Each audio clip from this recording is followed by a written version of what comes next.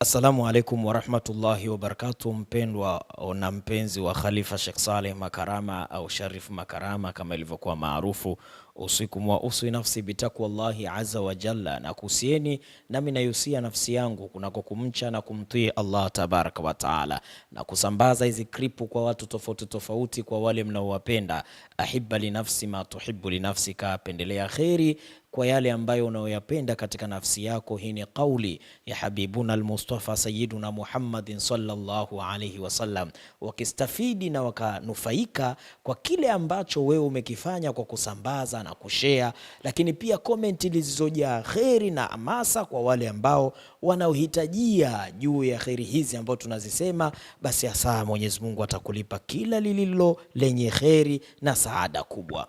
Na kwa nini nakwambieni mzisambaze darasa zetu hizi? Hatutoi tu darasa hizi kwa sababu tumefurahi, tumeamua kuzisema, lakini ni tambihi, ni kukumbushana, ni tafkira liuli albabi, kwa watu wenye akili na wenye maarifa yaliyotulizana, ili wakisikia kama kuna mtu yupo katika njia ambayo si salama achukue tahadhari. Na ndio maana tukaambiwa khudhu khidhirakum, chukueni tahadhari zenu katika baadhi ya mambo, kwa sababu kuna mambo mengine yanaweza kukupelekeeni katika hatari kubwa, kuangamia na kuharibikiwa katika maisha yenu. Kwa mfano, juzi hapa kuna mtu mmoja alikuwa kajifungia katika chumba chake. Baada ya kujifungia katika chumba chake, alilokuwa amelidhamiria lilikuwa ni baya sana katika maisha yake. Alikuwa ameandaa sumu yake ya panya, akawa anamsubiria mtoto atoke shule.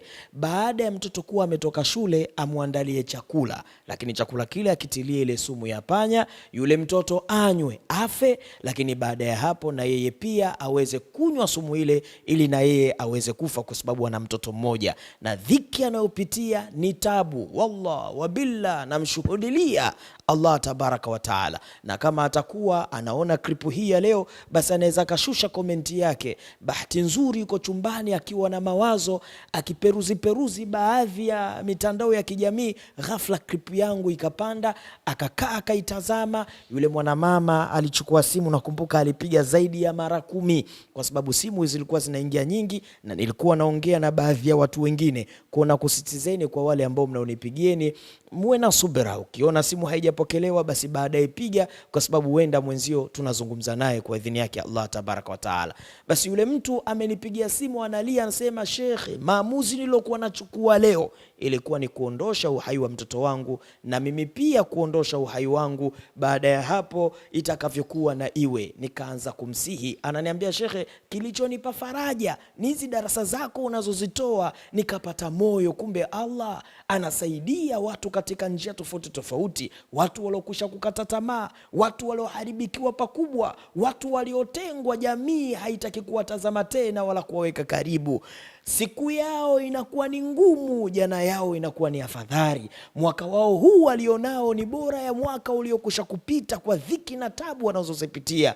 Walimwengu wanawatazama vibaya, na bado hasadi zinakuwa nyingi, wanawaita majina mabaya, kiasi ambacho kula yake ni uji, na haoni mbele kama kuna fursa siku moja ya kupata hata punje ya wali. Wewe unakula wali leo na nyama, unakula mkate, unakula vizuri, unamwaga chakula. Msifanye israfu, kwa sababu kuna watu katika ardhi hii ya Allah wanapitia dhiki kubwa, kiasi ambacho wanaona hata huyu mtoto niliyempata nampa dhiki, nampa tabu, ni bora kujiua, nafsi yangu itoke na ya mtoto mwingine, na mtoto wangu itoke, itakavyokuwa iwe hivyo hivyo. Nikamwambia huko nakokwenda ni kugumu zaidi.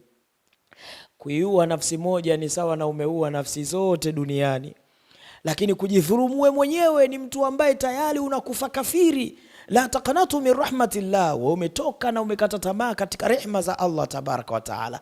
Kwa hizi klipu na hizi visa tunavyovitoa ni visa ambavyo vitakufaini sana kwa watu ambao mnajua yale ambao mnayoyapitia, na yule ambaye hajayapitia magumu tunaeleza, huenda anaweza asijue umuhimu wake, lakini insha Allah kwa idhini yake Allah tabaraka wa taala, kama una maisha mfano wa yale tunayoyazungumza, au unahisi upo unaelekea katika maisha hayo, au mambo yako yako hayaendi, biashara zako hazendi, kwa idhini yake Allah tabaraka wa taala, tengeneza mvuto wako, tengeneza nyota yako kwa dawa hizi ambazo tulizo nazo, ambazo zinafika kokote ambako Allah tabaraka wa taala ametuwezesha kuzifikisha.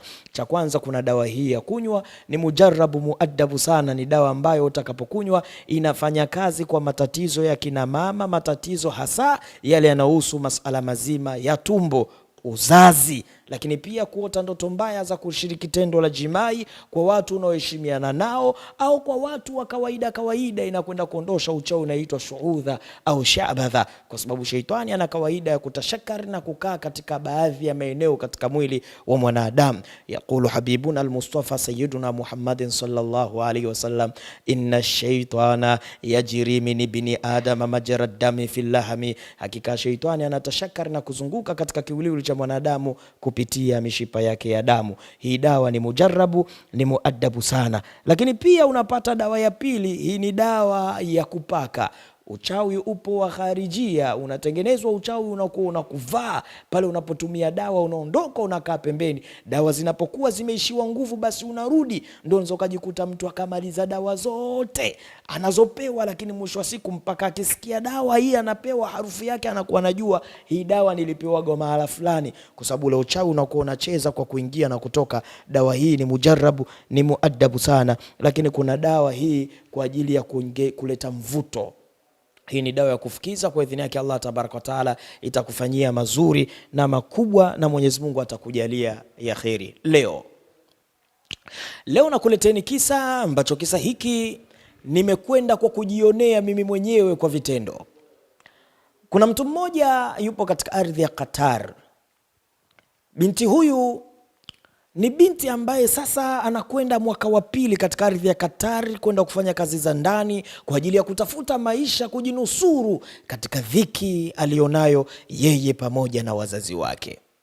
Ameona klipu zetu, binti yule akapiga simu, alhamdulillah, kwa dhiki tabu sana, kwa dhiki kubwa. Ina maana alikuwa akipiga na tukosa, akitupiga akipiga anahisi namba yenyewe haipokelewi, kumbe ule ubize wa namna ambavyo simu zinakuwa nyingi. Bahati nzuri hakuwa ni miongoni mwa watu wenye kukata tamaa, alikuwa ni miongoni mwa watu wale ambao inna Allaha ma'as sabirin, hakika ya Allah yu pamoja na wenye kusubiri. Akawa ni mmoja katika watu wenye kusubiri, lakini pia akajua kwamba fasbir sabran jamir, hakika subira iliyokuwa ya kheri.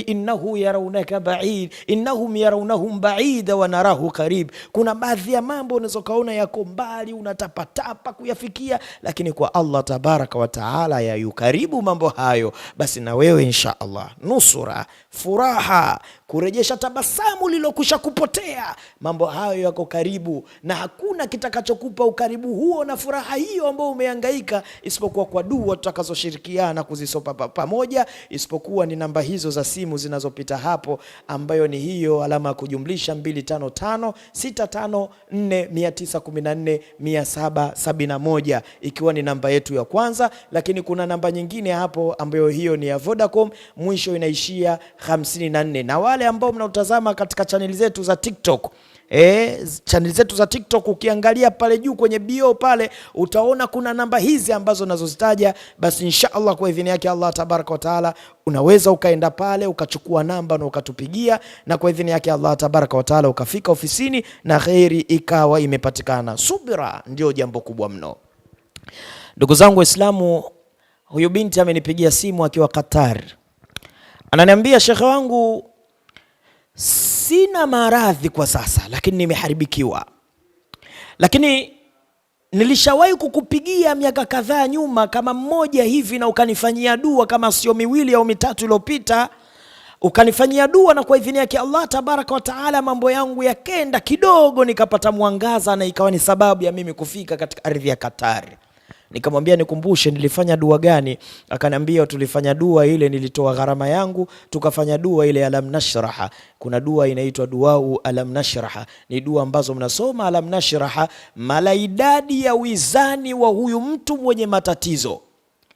Wizani, idadi inakujaje? Unachukua jina la mtu na la mama yake, herufi za Kiarabu zina namba, yani kila herufi moja ile alif b t th mpaka jim mpaka ye huko zina namba zake. Kwa unatoa katika herufi hizi za kawaida, tarakimu za kawaida, unapeleka katika herufi za Kiarabu, alafu unatoa katika herufi za Kiarabu unapeleka katika namba. Ukishapata jina lako herufi zake zote zinakuwa ni namba, na jina la mama yako zinakuwa ni namba. Unajumlisha, baada ya kujumlisha unagawanya kwa 12, unatafuta wizani usiogawanyika, wizani ambao hakuna matoleo mengine utakaweza kuyatoa katika hesabu hiyo. Baada ya hapo ile hesabu ndo zinasomwa zile alam nashraha, mala idadi ya ile tulokokotoa katika jina lako na la mama yako, alam nashraha zile zikishamalizika kusoma, kisha hapo kama unakuwa na sadaka ya mnyama unachinja, inna a'tainaka al-kauthar fasalli li rabbika wanhar. Hakika Allah tabaraka wa taala anasema, hakika Muhammad tumekupa kauthar, fasalli li rabbika wanhar, basi swali na uchinje kwa ajili ya Mola wako. Inna shani'aka huwa al-abtar, hakika ya adui yako ndo atakuwa mwenye maangamizi makubwa. Alafu baada ya hapo, baada ya kichinjo, nyama inakusudiwa kugaiwa nyama. Kuna watu anaweza kakaa hata miezi 2-3 nyama haijui radha yake. Ile damu ile umwagika katika ardhi ni jambo jingine, na ile nyama ile ambayo mtu anakwenda kula ni jambo jingine. Na sikwambie ni mtu hii kafara inaofanyikaga kipindi cha Idil Adha, dunia nzima inamwaga damu. Hivi mnajua maana yake nini? Mnajua faida yake nini? Au nyinyi mnajua tu ni Idil Adha, mnachinja, mnafurahia? Kwa nini kila nyumba zikakokotezwa watu wanunue wala kijimbuzi wachinje, familia ijichange wachinje, damu imwagike chini? Unajua sababu yake ni nini? Tutakuja kuelezea namna ambavyo damu ya vichinjo inavyomwagwa katika ardhi inapunguza vipi ghadhabu za Allah tabaraka wa taala, lakini vipi inafunga aina za mizimu babani na umamani, lakini vipi inaweza kuathiri uchawi ambao uchawi huo athari yake, miongoni mwa athari ilitumika damu, imani ya mwanadamu, imani ya mtoto mchanga, vyovyote iwavyo, damu ina athari gani katika maisha ya mwanadamu. Baada ya kuchinja ndo tunakuja chini tunaanza kusoma alam nashraha.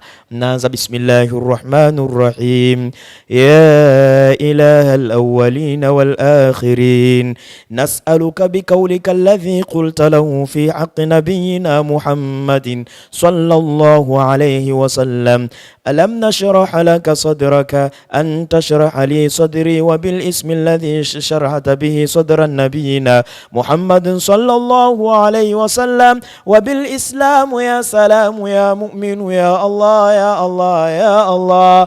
Unakwenda mpaka pale Allah aliposema ونسألك بقولك الذي رفعت به السماوات والأرضين ورفعنا لك ذكرك يا رافع يا ذاكر اذكرنا بذكرك الذي يذكرون الله قياما وقعودا وعلى جنوبهم ويتفكرون في خلق السماوات والأرض ربنا ما خلقت هذا باطلا سبحانك فقنا عذاب النار. Dua hii tulisoma, yule bana yule binti akawa amepata posti moja kwa moja, akaondoka na akenda katika ardhi ya Qatar, na sasa ameona faida yake. Na baada ya kuona klipu zetu kwa mara nyingine, furaha ikamjaa. Binti yule anapiga simu, anataka kutusafirisha kutoka katika ardhi ya Dar es Salaam na kwenda katika ardhi ya Kahama. Alhamdulillah, alitoa gharama tulizokuwa tunamuhitajia.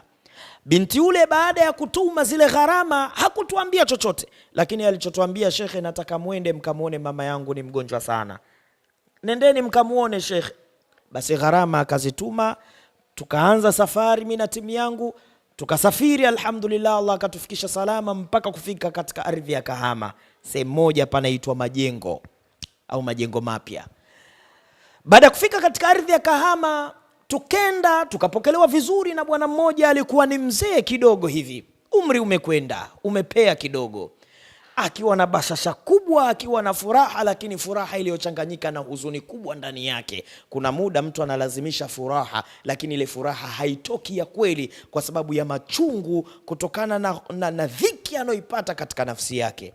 Akatufikisha nyumbani. Baada ya kutufikisha tukapunzika. Siku ya pili sasa tukapata fursa kumuona mgonjwa, kwa sababu mgonjwa alikuwa na chumba chake na sisi tulikuwa tuna vyumba vyetu kama vitatu, kwa sababu uwezo wa kutufikishia hoteli walikuwa hana yule mzee. Hivyo akawa ametufikishia pale pale kama familia, japokuwa si jambo zuri sana kwenda kufanya kazi kwa mtu na ukafikia hapo hapo, kwa sababu hujui mazindiko ya nyumba hiyo imefanywa jambo gani. Ikhwani, ndugu zangu Waislamu, isikilize history hii, sikiliza mada hii, sikiliza ujumbe huu ninaokuletea, ushike kwa magego mawili. Wama atakumur rasulu fakhudhuhu wama nahakum anhu fantah. Mjumbe atakapokupeni mambo, hasa mtume wa Allah tabaraka wa taala, yashikeni kwa magego mawili, na yale atakayokatazeni yaacheni. Mimi nazungumza hapa kwa niaba ya Mtume Muhammad sallallahu alaihi wasallam, ili mpate kujihadhari, mpate kuwa na tahadhari katika maisha ya kilimwengu yanahusiana na siri, yanahusiana na majini, ili mpate kuokoka na kuishi salama. Ile rabbana atina fid dunya hasana, tuipate tuifurahikie hii dunia kwa sote, na tukiingia akhera rabbana atina fid dunya hasana wa fil akhirati hasana, lakini pia na katika ufalme wa Allah, pepo ya Allah, tuingie pamoja kwa idhini yake Allah tabaraka wa taala. Ndugu zangu, tumeingia katika chumba cha yule binti, cha yule mwanamama. Tunamkuta, ndugu zangu Waislamu, ni inna lillahi wa inna ilaihi rajiun. Subhanallah, yanaogopesha, yanashtusha kumuona mwanadamu amebaki kama sanamu, mwili ulivyoisha. Kumuona mwanadamu ule weusi wa kawaida umepotea, amepiga weusi wa ajabu ambao unapelekea mpaka ung'avu fulani, kiasi ambacho ukimtazama hofu inakujaa kwa jinsi alivyo. Mzee yule anatuambia tuketi, na sisi tunakaa. Kisha yule mzee anamfunua yule mwanamama miguu yake. Yule mwanamama tunakuta kipisi cha mguu mmoja haupo. Yani yule mwanamama ana mguu mmoja, lakini mguu mmoja umeishia kwenye magoti. Kisha yule mzee akaanza kudondosha machozi, na yule mwanamama akaanza kudondosha machozi. Machozi yanamtoka. Anasema, mashehe, huyu ndo mzee, huyu ndo mke wangu, na hii ndo naiona ndo hali yake. Sasa nikimtazama yule mwanamama, ni kweli yeye dhahiri shahiri anaumwa, lakini nikimtazama na yule mzee, anaona kama furaha yake anailazimisha, lakini si kana kwamba ana furaha ya kweli. Nikamuuliza, vipi na wewe, mbona furaha yako imekuwa imegubikwa na huzuni ndani yake? Mbona furaha yako ambayo naiona si ya ukweli, si ya hakikia, lakini mbona naona na wewe unaanza kudhoofu, unasema kwamba unataharisha, yani unahatarisha maisha yako kwa furaha isiyokuwa ya ukweli, kwa huzuni iliyokuweka ndani ya nafsi yako. Niambie kwanza, una shida gani ndo tuje kwa mgonjwa? Akaniambia, huzuni yangu shekhe, kwanza sina furaha. Hii furaha naitoa tu kwa ajili yenu, mnione kwamba nafurahi, kwa sababu mgeni lazima utampokea. Lakini kwa dhiki nilionayo, machungu nilionayo, maumivu nilionayo juu ya kumuuguza mke wangu, na hii hali ilipofikia hapa yalipoanzia, shekhe wangu, najikuta na maisha magumu sana, na waza sana, na mbele sioni. Kuna muda unapata matatizo mpaka mbele huoni. Kama Nabii Allah Musa alayhi salamu amemkimbia Firauni, mbele anakutana na bahari kubwa, mbele haoni, nyuma Firauni anakuja na jeshi lake, watu wake wanamlaumu. Kuna muda watu wako wa karibu wanakulaumu, wanakuona kwamba wewe ndo chanzo cha matatizo, huoni chochote. Hapa sasa ikifika ndo Allah yu pamoja na wewe, haoni mbele. Hata Nabii Musa hakuona mbele, paka Allah tabaraka wa taala anaambia, ya Musa, ewe Musa, piga bahari kupitia fimbo yako. Bahari inapigwa, njia 12 zinagawanyika, watu mataifa 12 ya Banu Israeli yanavuka. Nikamwambia, mzee wangu, naomba unieleze, Allah yu pamoja na sisi, Mungu atatoa njia. Mungu atatoa njia kama alimpa Musa njia 12. Wewe ni mmoja kati ya umma wa Mtume Muhammadin sallallahu alaihi wasallam, alhabibu alladhi turja shafa'ata likulli hawlin min alahwalim muqtahimi. Rasulullah faqa nabiyina fi khalqi wa fi khuluqi wa lam yudanuhu fi ilmi wala kalami. Yule mtume ambaye Allah tabaraka wa taala anasema, wama arsalnaka illa rahmatan lil alamin, sijakutuma wewe Muhammad isipokuwa ukawe ni rahma kwa viumbe wote. Basi kwa kuwa mtume ni rehema kwetu, Mungu atazifungua njia zaidi ya zile alizowafungulia Banu Israeli kupitia Musa alayhi salam. Nielezee baba.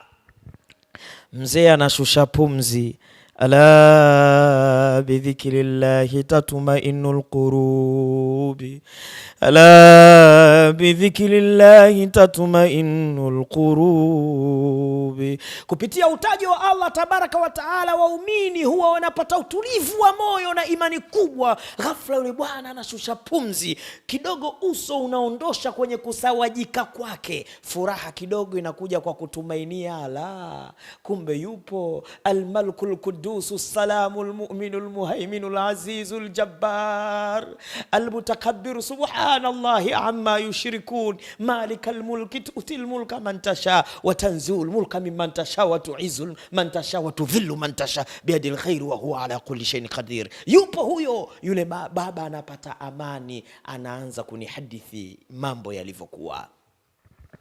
Anasema, mwanangu, wewe ni mwanangu. Unamwona mwanamama huyu aliyelala hapa? Huyu mwanamama alikuwa ni mtu ambaye anajiweza sana. Huyu mwanamama alikuwa anafanya kazi serikalini. Huyu mwanamama alikuwa anapata mshahara na marupurupu kibao unavyojua wewe. Huyu mwanamama huyu alikuwa na vijimiradi vingi.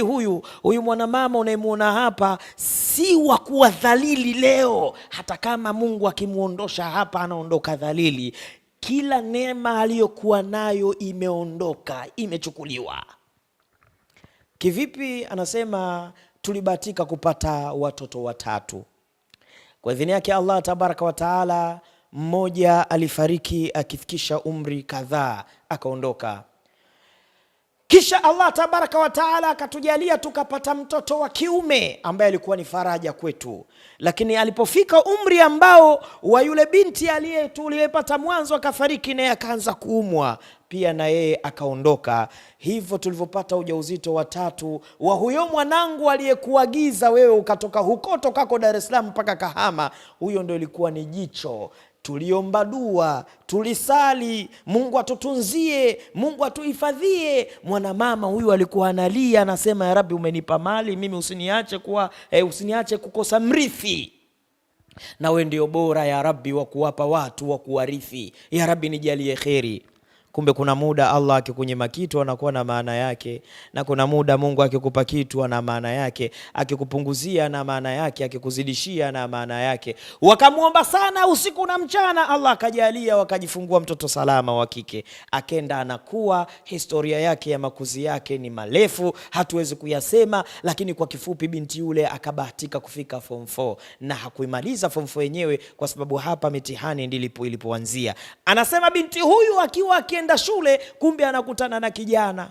Huyo kijana amemzidi umri takriban miaka 10. Ushawishi ukawa ni mkubwa kuliko ushawishi wa sisi wazazi wake kumwambia jitulize, kuwa na amani. Lakini mbaya tulikosea katika malezi, kwa sababu mtoto analelewa au samaki ya mkunje walau mbichi. Samaki mkunje akiwa mchanga, akiwa mbichi, akikauka ukimkunja utamkata, kwa sababu katoto kenyewe kalikuwa ni kamoja kangama. Hivyo tulimdekeza mtoto huyu. Kipi hakutaka mama yake ya kumpa? Kipi mtoto wetu hakupewa katika ardhi hii wakati bado mdogo?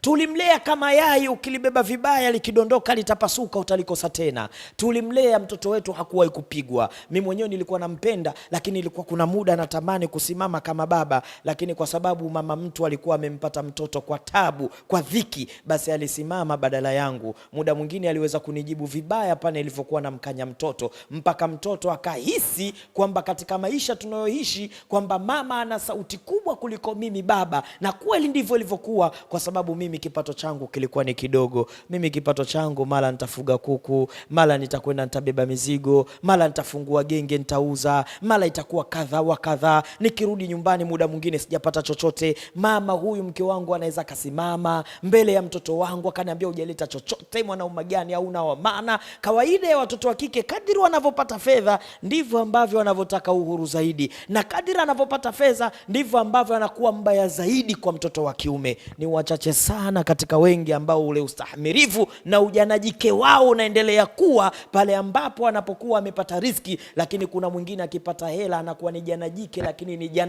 janadume, yana anataka kuvaa ile vazi la kiume, joho la kiume awe nalo yeye. Mwanaume tosha kasoro kwenda heavy, kwa sababu anaweza kasimama mbele ya mtoto wa kiume, mtoto wa kiume anasema naye akapaza sauti yake. Ukiona mtoto wa kike huna adabu kwa mwanamume, basi wewe ni janajike, yani ni mwanamume vilivyochanganyikana vitu viwili. Nafikiri ushanielewa. Mtoto wa kike siraha yake kubwa ni ushui, adabu, kunyambaza kimya. Siraha yake ni kuzungumza kwa upole na utiifu kwa mume wake, na ajue arrijalu qawwamuna ala nisa. Mwanamume hasa ndio kiongozi kwa mwanamke. Hata kama utakuwa unapata mali, hata kama utakuwa riziki yako inakwenda vizuri, na alhamdulillah nimesikia juzi hapa ndugu yangu Baba Levo, mbunge wa Kigoma mjini, amezungumza vitu fakti ambavyo pia wanamume wanavipitia. Licha ya kuwa wanawake wanapitia mengi, lakini wanamume wanapitia mazito na makubwa. Ikhwani, ndugu zangu Waislamu, kiasi ambacho ule mtoto akawa amsikii sana baba yake, anamsikia mama yake. Na mama bana hana sauti.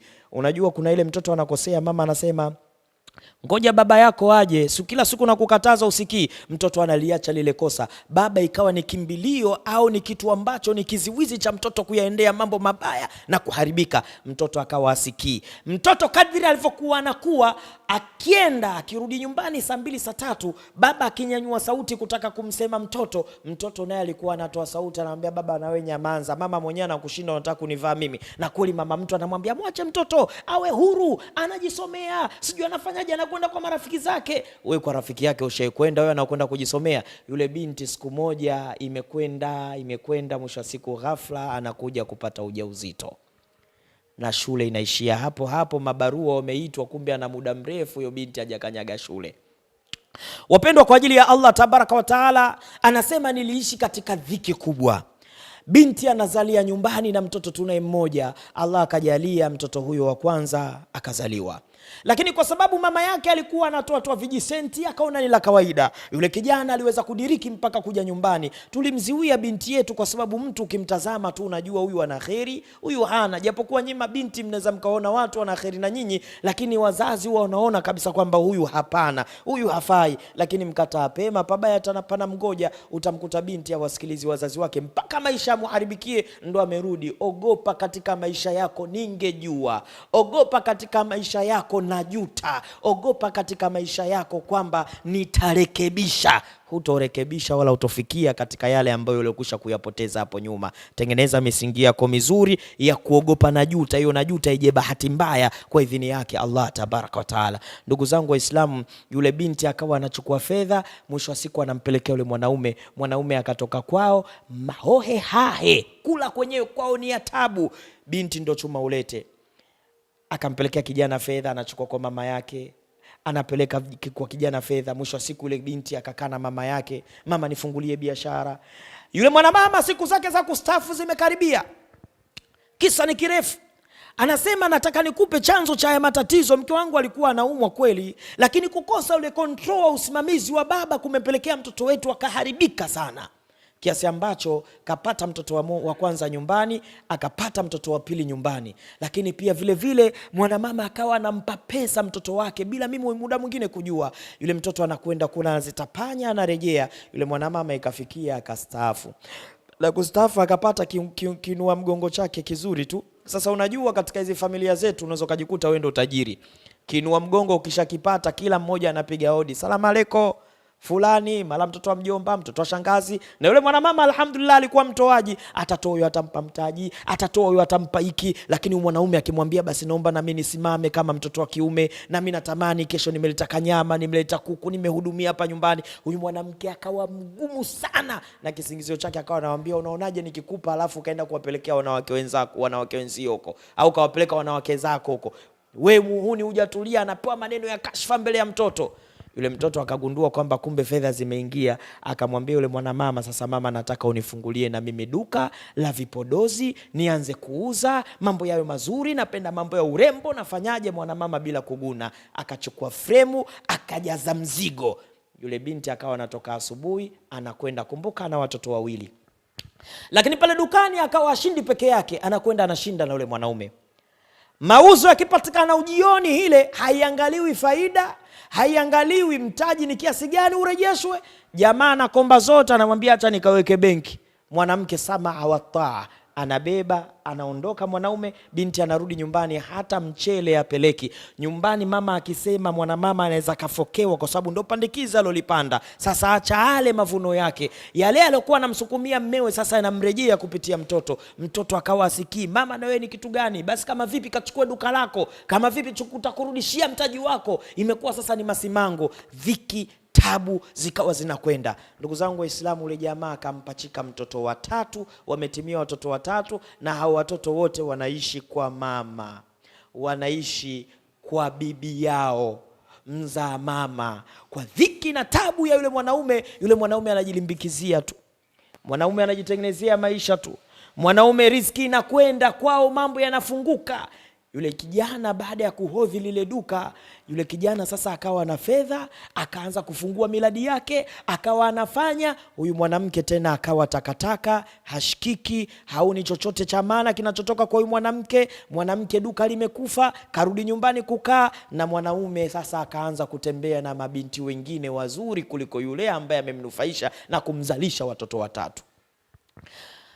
Wakagombana sana kiasi ambacho mwanamke mpaka lakini dhiki ikawa inamuingia mtoto wa kike. Kila kilala usiku usingizi haupatikani, anahisi tu kama kuna kitu kinamwambia bana msamehe huyo, hatorudia tena, anakupenda sana. Lakini binti akilala anahisi kana kwamba anashiriki tendo la ndoa na yule mwanaume. Huyu binti nafikia mahala akikaa hivi mawazo yanakuwa mengi, mwisho wa siku yeye ndo anarudi anaomba msamaha na kupiga magoti, anajidhalilisha, analia ovyo. Yule jamaa hauni thamani yake. Yule jamaa amekwenda mwisho wa siku ile mali yake yote ikakata. Unajua starehe wanasema zina huwa inamfanya mtu anakuwa fakiri. Zina yurithul faqara, hakika zina inarithisha ufakiri. Kwa yule bwana, kwa sababu alikuwa anahudumia wanawake wengi, ile biashara yote ikafa. Baada ya kufa biashara ile, huku kwa huyu binti, huku kwao maisha ni magumu sana. Jamaa kwa sababu binti kila kikaa moyo unalipuka, dhiki anapata kubwa. Jamaa alivyompigia simu aliona tafiki nyota ya jaha, tafiki Jibrilu kashuka. Binti akawa mwenda wazimu, umenisamehe. Yani yeye ndo kasamehewa na wakati yeye ndo kakosewa. Binti anaondoka anakwenda kwa yule jamaa, lakini jamaa anamwambia sasa tumefeli wote, mwambie mama atupe mtaji mwingine twende China. Kweli yule binti akazungumza na mama yake. Baada ya kuzungumza na mama yake akatoa akiba yake yote, tena kwa kulazimishwa na huyu mwanamama. Pressure vijisukali hapo vinakwenda, dhiki tabu hapo zimemuijia. Yule mwanadada akaondoka na zile fedha. Baada ya kuondoka akahama nyumbani, akawachukua na watoto wake, wakapanga nyumba. Jamaa akachukua mzigo ule akaruka zake, badala ya kwenda zake Kenya kaingia Uganda, kaingia katafuta nani nguo pale, kaja akafungua kijiduka chake cha nguo za kiume, akaanza kuuza. Anauza, lakini riziki ikawa haiendi, riziki ikawa ni ya tabu. Lakini pia kwa idhini yake Allah tabaraka wa taala, kwa sababu yule binti yupo na ana kisimati chake, akienda yeye kukaa pale dukani, biashara inakwenda. Leo kanunua hiki, mambo yamekwenda, yamekuwa mazuri. Wakarudi kwenye hali yao ya kawaida, kiasi ambacho huyu binti akiondoka kama hivyo ni miezi 6 mitatu, harudi nyumbani wala akanyagi nyumbani, anakwenda anatokomea. Anasema kwamba nikenda binti yule akawa anakwenda huko haonekani, lakini pindi tutakapomuona anarudi hali ya kuwa ameishiwa. Anarudi kipindi ambacho hakuna mbele hakuna nyuma.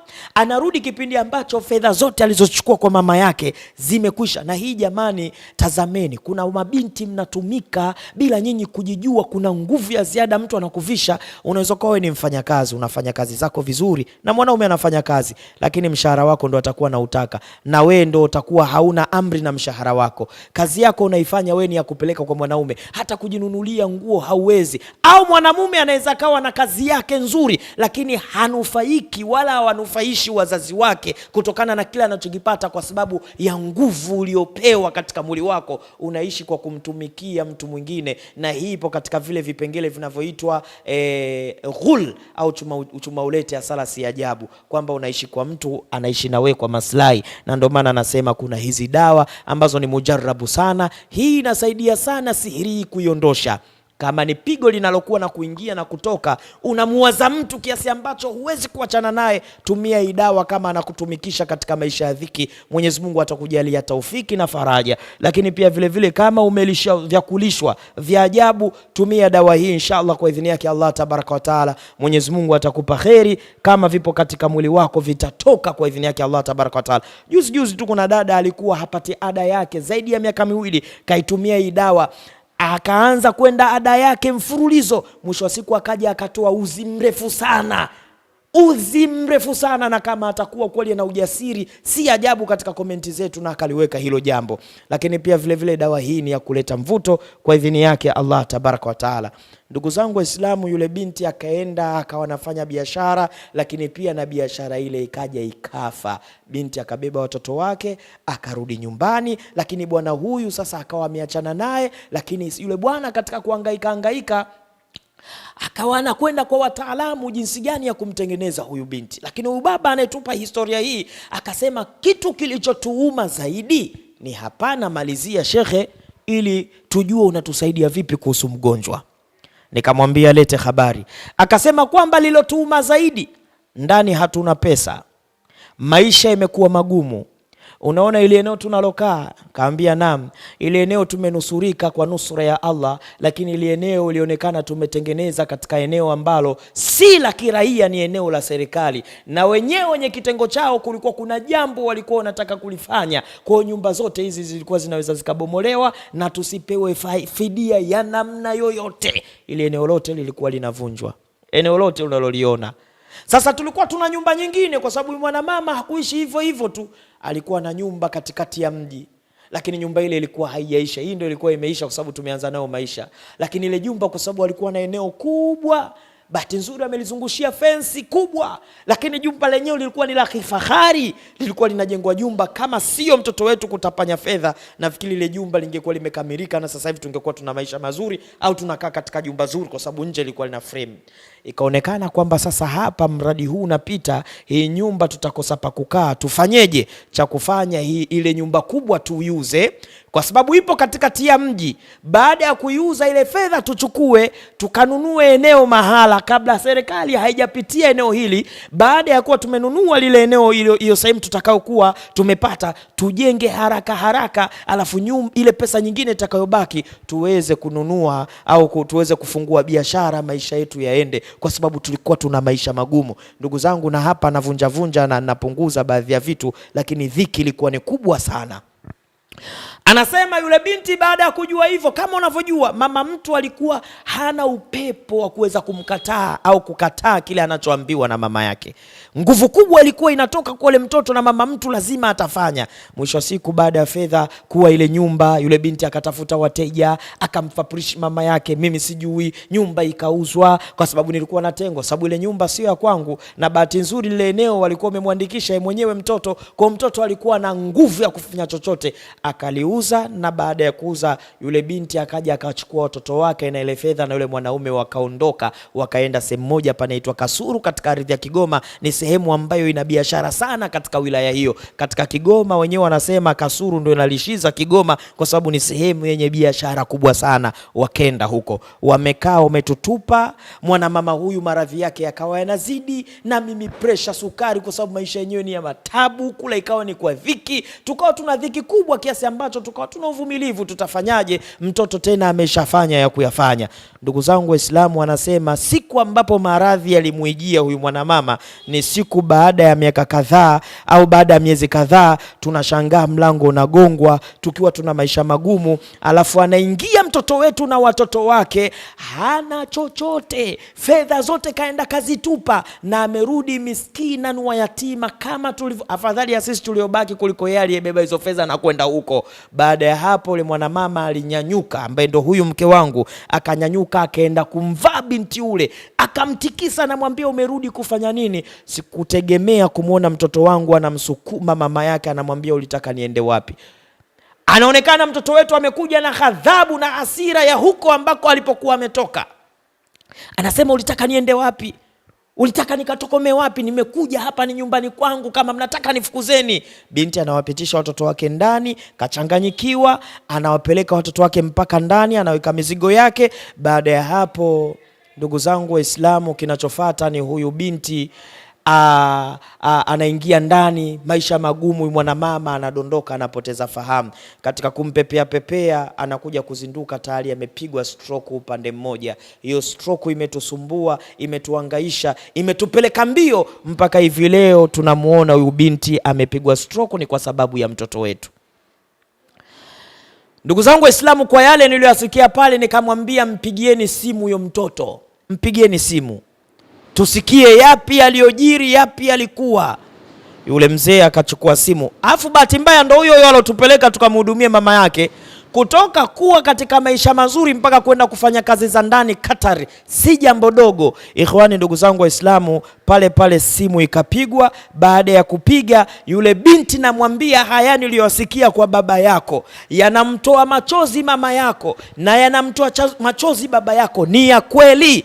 Yule binti anasema hawajakuficha hata moja, isipokuwa kuna mengine hawayajui, dhiki niliyopitia mimi mtoto wao. Shekhe, hayo waliyosema wazazi wangu ni kweli. Nikamwambia, kitu gani ambacho ulichokuwa unakiona cha huyo bwana cha tofauti, ambacho kilikuwa kinakupeleka mbio mpaka sauti za wazazi wako ukawa usikii? Yule binti ndo akaanza kunisimulia, shekhe, ilikuwa hivi. Ilikuwaje? Nguvu gani ya kichawi iliyotumika huyu binti kumcontrol mpaka kufanya mambo ambayo yalikuwa hayastahiki juu ya mama yake? Wewe je, kuna nguvu gani inayotumika kukukontrol katika dhiki, katika tabu, unajikuta unaingia kwenye dhiki na wakati ulikuwa na maisha yako mazuri? Je, rafiki anaweza kukukontrol vipi?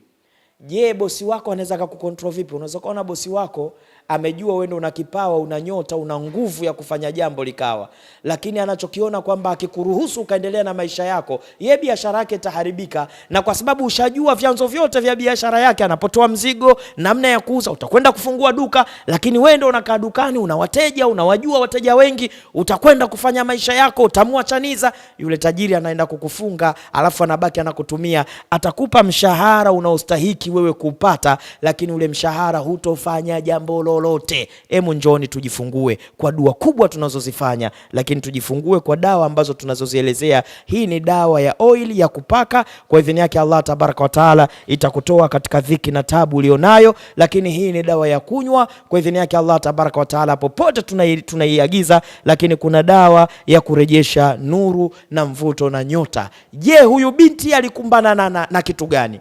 Uchawi gani aliyofanyiwa? Na kwa nini alikuwa akipeleka fedha? Kwa sababu hapa tumesikiliza upande mmoja wa baba, katuelezea na yajua yeye. Huyu binti ndo tunakwenda jikoni kabisa kujua uchawi aliokuwa anafanyiwa. Usikose sehemu ya pili ya darasa hii. Jitambue kabla hujataka kutambulishwa. Njoo kwa Khalifa Sheikh Saleh Makarama na Mwenyezi Mungu atakufungulia ya kwako. Mwenyezi Mungu atakupa badala duniani na kesho kiyama. Wa aqul lakum salamu alaykum wa rahmatullahi wa barakatuh. Sehemu ya pili inakuja.